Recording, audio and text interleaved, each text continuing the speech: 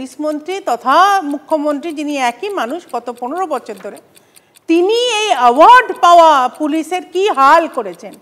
উনি থেকেই ক্যামেরায় অনেকবার, এটা আমাদের কানে কানে বলেনি, উনি ক্যামেরায় বলেছেন, তোমার মনে থাকবে একদম সদ্য মুখ্যমন্ত্রী হবার পর সোজা চলে গেলেন কালীঘাটে, পুলিশকে তো এই মারে কি সেই মারে, গুন্ডাদের বাঁচাতে।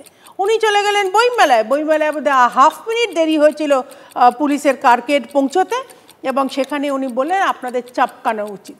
উনি পরিষ্কার মানে একদম পাবলিকে বার্তা দেন, পুলিশ মন্ত্রী মাইন্ড ইউ, বার্তা দেন যে অমুক এসপি নাকি কার সঙ্গে আন্ডারস্ট্যান্ডিং আছে, অপদার্থ পুলিশ। উনিই পুলিশ মন্ত্রী, উনি আবার পুলিশ বাহিনীকেই বলছেন অপদার্থ।